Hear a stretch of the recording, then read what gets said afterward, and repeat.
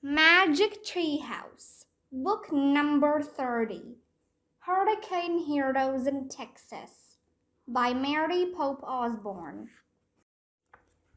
Chapter 5, Rose and Lily.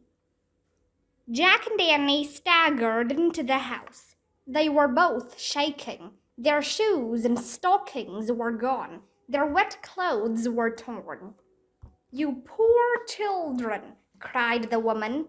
"I was waiting for my husband to arrive. I saw you clinging to that tree. Come sit in my parlor. Don't worry about the furniture. Rest, dry out. You're safe now." Thanks, stammered Annie. "Yeah, thanks," breathed Jack. He and Annie followed the woman from the entrance into a lovely sitting room. They sat down on a sofa and tried to catch their breath. "I'll get you some towels and blankets," the woman said. As she hurried from the parlor, the wind howled and rattled the door. Rain pounded the windows. Jack thought the hurricane sounded like a monster trying to break into the house.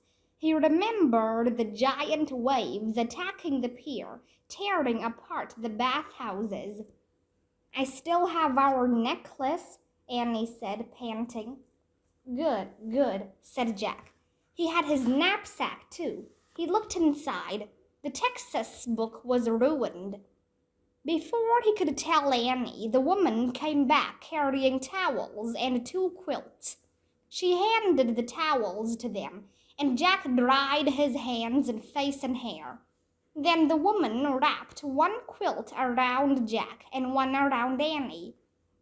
"My name is Rose," the woman said, sitting down. "You must tell me who you are." "I'm Annie, and he's my brother, Jack," said Annie. "We're visiting from Pennsylvania." "We just escaped from the waterfront," said Jack. "The waves got super high," said Annie.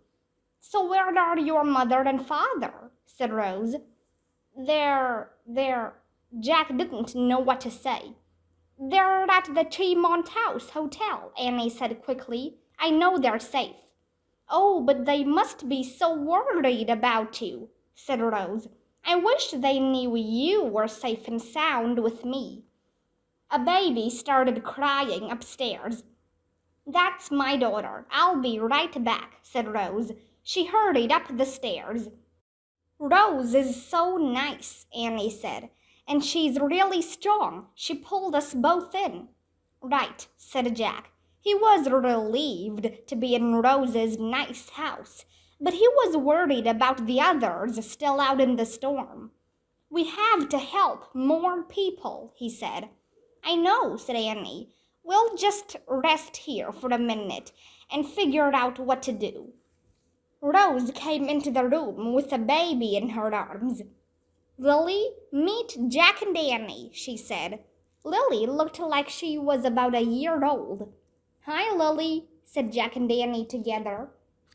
Lily stared at them with huge brown eyes. She had dark curly hair and rosy cheeks. "She's so cute," said Annie. "The howling wind scared her," said Rose as she sat down with the baby. "So, what did you see out there?"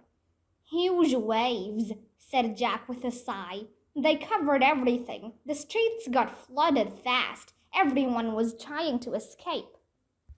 "Oh my," said Rose. "My husband, Lucas, should never have gone to work this morning. I told him." "Where does he work?" asked Annie. "At a music store that's just off the boardwalk," said Rose. "I've been expecting him to arrive home any minute." Rose stood up and walked to the window and looked out. "The water's getting higher," she murmured. "Lucas better hurry." Jack felt bad for her. He remembered the waves destroying the boardwalk. The wind shrieked. Thunder rumbled. Lily let out a wail. There, baby, don't cry," said Rose, gently rocking Lily in her arms. "Think of this as a big adventure." A gust of wind shook the house. Lily kept crying. Hush, baby, hush. Papa will be home soon, said Rose. She started singing to Lily.